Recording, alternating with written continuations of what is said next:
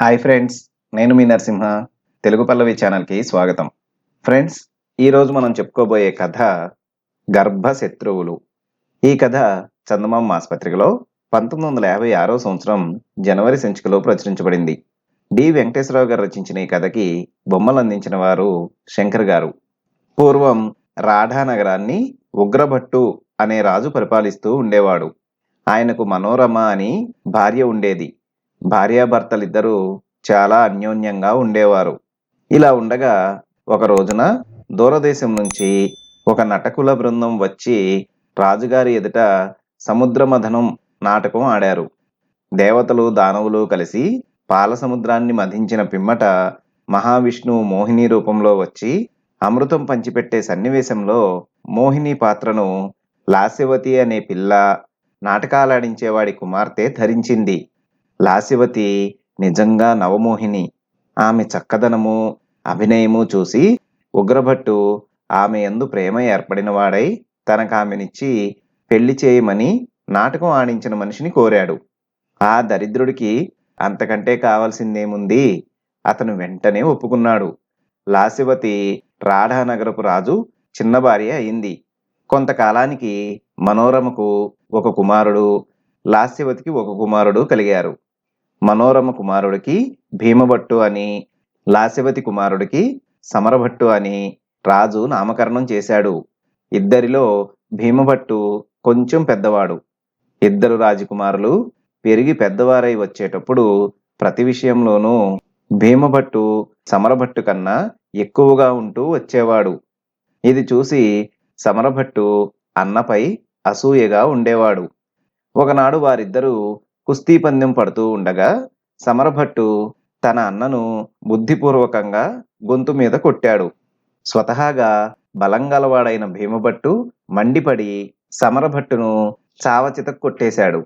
ముక్కున నోట రక్తం కక్కుతూ సమరభట్టు పడిపోయాడు. అతన్ని స్నేహితులు తల్లి దగ్గరికి చేర్చారు. లాస్యవతి కొడుకు స్థితి చూసి గొల్లున ఏడవసాగింది. ఇంతలోనే రాజు అక్కడికి వచ్చి జరిగిన సంగతి తెలుసుకున్నాడు. భీమభట్టు అవకాశం దొరికినప్పుడల్లా నా కొడుకుని ఇలా కొడుతూనే ఉన్నాడు. నేను మీతో చెప్పడం లేదు. ఎప్పుడో పిల్లవాడిని చంపేస్తాడని నాకు భయంగా ఉంది అని లాస్యవతి రాజుతో చెప్పుకొని ఏడ్చింది. రాజుకు తన చిన్న భార్య పైన, ఆమె కొడుకు పైన మమకారం జాస్తి. అందుచేత ఆయన తన పెద్ద కొడుకును అంతఃపురం వదిలి వెళ్ళిపోమ్మని, ఇంకెక్కడన్నా బతకమని ఆజ్ఞాపించాడు. ఈ సంగతి విని పెద్దరాణి మనోరమ కన్నీరు పెట్టుకొని భీమభట్టుతో, నాయనా, నీ మీద చిన్నరాణి గాని ఆమె కొడుకు గాని ఏ చాడీలు చెప్పినా రాజు నమ్ముతాడు. అందుచేత నువ్విక్కడ ఉండడం క్షేమం కాదు. అంతఃపురం వదిలి ఎవరి పంచనో పడి ఉండవలసినంత కర్మ నీకేం వచ్చింది? పాటలీపుత్రం వెళ్ళు, మీ తాతగారింట ఉండు. వాళ్లకు మగ సంతానం లేదు గనక నిన్ను పువ్వుల్లో పెట్టి పెంచుతారు అని చెప్పింది. భీమభట్టుకు ఆగ్రహం కలిగింది. అదేమిటమ్మా, సమరభట్టుకు దడిచి నేను దేశం వదిలిపోతానా? క్షత్రియ బిడ్డను కానా? వాడు నన్నేమీ చేయలేడు. నువ్వు ధైర్యంగా ఉండు అన్నాడు. అలా అయితే నీకెంత డబ్బు కావాలన్నా ఇస్తాను. నీకు కావలసిన బలాలను నీవు పోగు చేసుకో. అవసరం వస్తే అండగా ఉంటారు అన్నది మనోరమ. వద్దమ్మా, నేనా పని చేయటం రాజద్రోహంగా కనిపిస్తుంది అంటూ భీమభట్టు తల్లి వద్ద సెలవు తీసుకొని వెళ్ళాడు. రాజు పెద్ద కొడుకును ఇంటి నుంచి వెళ్ళగొట్టాడని తెలియగానే ప్రజలు రాజును నిందించారు. ఎందుకంటే సమరభట్టు ఏ విధంగానూ రాజ్యార్హుడు కాడని ప్రజలు ఎరుగుదురు. అందుచేత వారు చందాలు వసూలు చేసి భీమభట్టుకు చక్కని వసతి సౌకర్యాలు, నౌకర్లు ఏర్పాటు చేశారు. భీమభట్టుకు ప్రజల అండ ఎంతగా ఉన్నా సమరభట్టుకు రాజు అండదండలున్నాయి. అందుచేత అతను తన అన్నను చంపించడానికి చాలా ప్రయత్నాలు చేశాడు. ఇది చూసి శంఖదత్తుడనే బ్రాహ్మణ యువకుడికి చాలా బాధ కలిగింది. శంఖదత్తుడు రాజకుమారుల ఈడువాడే. బ్రాహ్మణ యువకుడై ఉండి కూడా అతను అమిత పరాక్రమవంతుడు. అతనికి రాజకుమారులిద్దరితోనూ స్నేహం ఉంది. అందుచేత అతను ఒకనాడు సమరభట్టును చూడబోయి, నీకు మీ అన్నతో జగడం ఎందుకోయి? అతని మీద నీ పరాక్రమం ఎందుకూ పనికిరాదు సరికదా? అతనికి అపకారం చేయాలని ప్రయత్నించడం వల్ల నీకే మరింత అపకీర్తి అని మందలించాడు. ఆ మాటలు విని బుద్ధి తెచ్చుకోవడానికి బదులు సమరభట్టు శంఖదత్తుణ్ణి నానా తిట్లు తిట్టసాగాడు. సరే, నీకు మంచి సలహా విషమైంది. కానీ ఒకటి తెలుసుకో, నీకు భీమభట్టు గర్భశత్రువయ్యే పక్షంలో నన్ను కూడా అలాగే జమకట్టుకో. ఎందుకంటే ఈనాటి నుండి నేను నీ మిత్రుణ్ణి కాను. ఇద్దరికీ మిత్రుడుగా ఉండ యత్నించినందుకు నన్ను చాలా తేలికగా చేసి మాట్లాడావు. దీనికి ఫలం అనుభవిస్తావులే అని శంఖదత్తుడు వెళ్ళిపోయాడు. ఇది జరిగిన కొద్ది కాలానికే రాఢా నగరానికి ఒక వర్తకుడు ఒక పంచకళ్యాణి గుర్రాన్ని అమ్మడానికి తెచ్చాడు. ఈ సంగతి తెలియగానే శంఖదత్తుడు ఆ గుర్రాన్ని భీమభట్టు కోసం బేరం కుదుర్చాడు. ఈ మాట సమరభట్టు దాకా వెళ్ళింది. అతను తన అనుచరులతో వర్తకుడి దగ్గరకు వెళ్ళి, ఏమయ్యా, నీ గుర్రాన్ని నేను రెట్టింపు వెలకు కొంటాను, దాన్ని నాకే ఇచ్చెయ్యి అని మహాదర్పంగా అడిగాడు. బాబు, వర్తకంలో నీతి పాటించాలి. ఒకరికి ముందుగా మాట ఇచ్చిన గుర్రాన్ని ధనాశ చేత మరొకరికి ఏ విధంగా అమ్మేది అన్నాడు వర్తకుడు. అంత నీతిమంతుడువా? రేయ్, చూస్తారేరా, గుర్రాన్ని తీసుకుపదండి అని అనుచరులతో చెప్పాడు సమరభట్టు. అనుచరులు గుర్రాన్ని తీసుకుని బయలుదేరారు. ఈ సంగతి భీమభట్టుకు శంఖదత్తుడికి తెలిసింది. వారిద్దరూ కత్తులు దూసి వచ్చారు. సమరభట్టు అనుచరులకు వారిద్దరికీ మధ్య యుద్ధం జరిగింది. ఇద్దరూ కలిసి సమరభట్టు అనుచరులను చంపేశారు. తన ప్రాణానికి ఎసరు వచ్చిందని గ్రహించి సమరభట్టు పారిపోసాగాడు. కానీ శంఖదత్తుడు పులిలాగా పరిగెత్తి సమరభట్టును చేజిక్కించుకొని అతని జుట్టు వంచి ఖడ్గంతో తల నరకబోయాడు.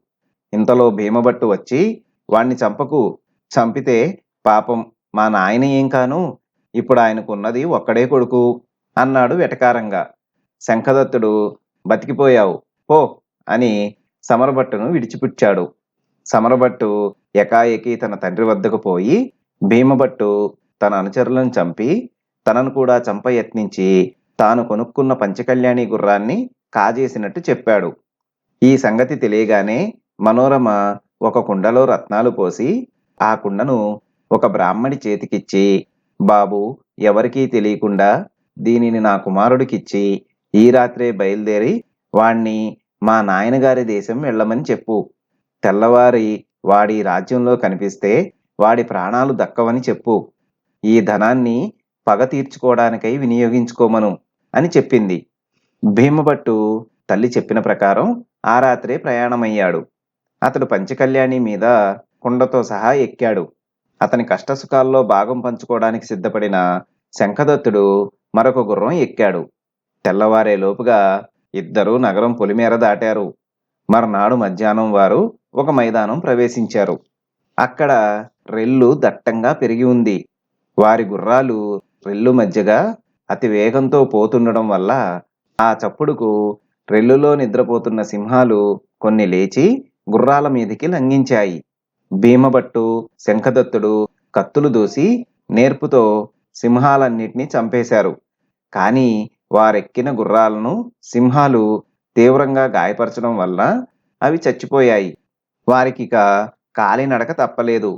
రెల్లుకు పాదాలు కోసుకుపోతున్నాయి. ఈ రెల్లులో ఇంకా ఎన్ని సింహాలున్నాయో తెలియదు.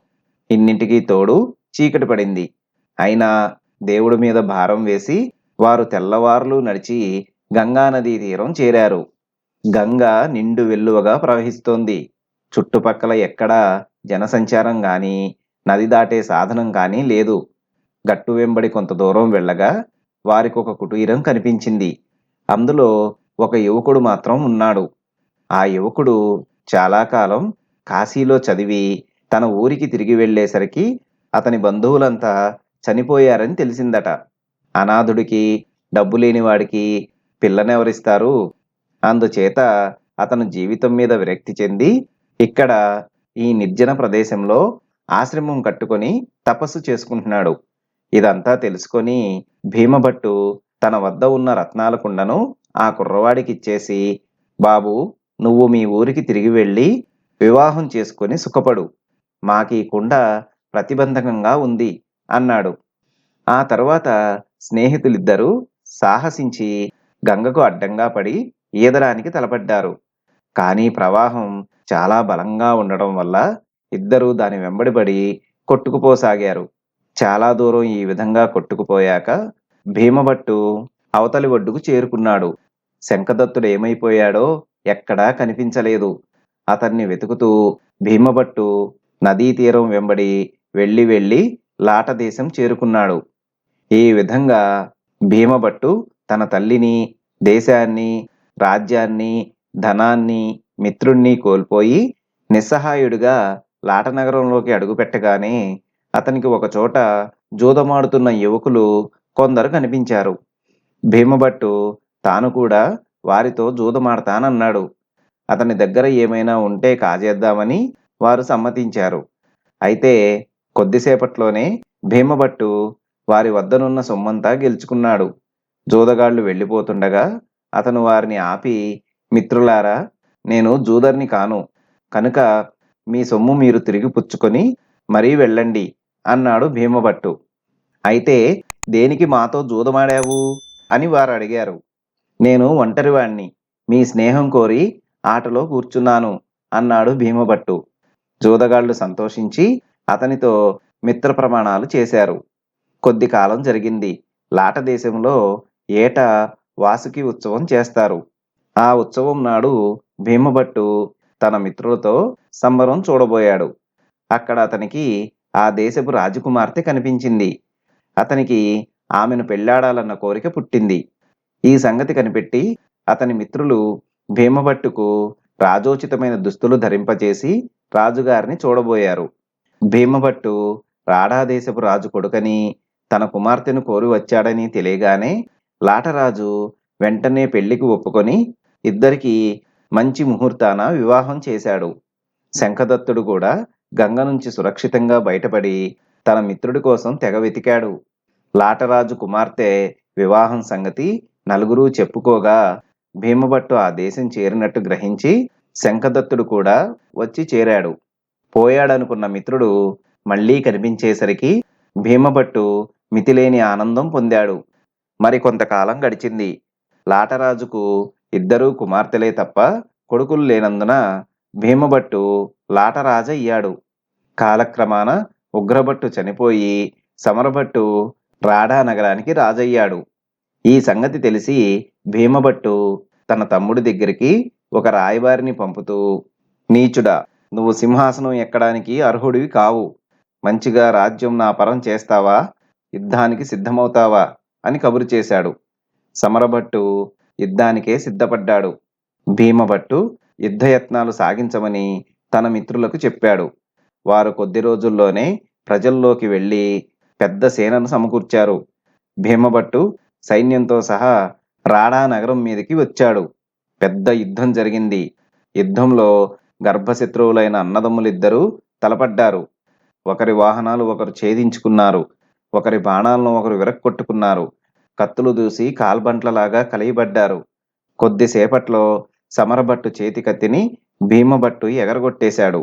భీమభట్టు కత్తిమున సమరభట్టు రొమ్మును తాకింది. అతను భయంతో వణకసాగాడు. పిరికి పంద, నిన్ను నేను చంపను. చంపితే నిన్ను గారాబంగా పెంచి ఇంత పెద్దవాణ్ణి చేసిన మీ అమ్మగతి ఏం కాను? పో, ప్రాణాలతో వెళ్ళి ఆవిడకు కనిపించు అన్నాడు భీమభట్టు కోపంగా. భీమభట్టు తనకు రావలసిన రాఢానగరపు సింహాసనాన్ని ఇంతకాలానికి ఎక్కాడు. తన సేనలకు నాయకత్వం వహించిన శంఖదత్తుడికి, తన కోసం ప్రాణాలొడ్డిపోరిన తన మిత్రులకు గొప్పగా సన్మానాలు చేశాడు. లాటదేశపు రాజు రెండవ కుమార్తెను శంఖదత్తుడికిచ్చి పెళ్లి చేసి లాటరాజ్యాన్ని అతనికి కానుకగా ఇచ్చాడు. మిగిలిన మిత్రులందరినీ తనకు సామంతులుగా చేసుకొని వారికి జాగీర్లిచ్చాడు. రాజ్యం ఏలిన చోట భరణం తీసుకుని బతకడానికి మొహం చెల్లక సమరభట్టు తన తల్లితో సహా తన మేనమామల వద్దకు వెళ్ళిపోయాడు. చూశారు కదా ఫ్రెండ్స్, ఇది ఈ రోజు కథ. మరొక మంచి కథతో తదుపరి వీడియోలో కలుసుకుందాం. ధన్యవాదాలు. Thanks for watching. ఈ వీడియో మీకు నచ్చినట్లయితే లైక్ చేయండి, మీ ఫ్రెండ్స్తో షేర్ చేయండి. మరిన్ని వీడియోస్ కొరకు మా ఛానల్ను సబ్స్క్రైబ్ చేయండి. అలాగే పక్కనే ఉన్న బెల్ బటన్ను క్లిక్ చేయడం ద్వారా మా లేటెస్ట్ అప్డేట్స్ మీరు ఎప్పటికప్పుడు తెలుసుకోవచ్చు.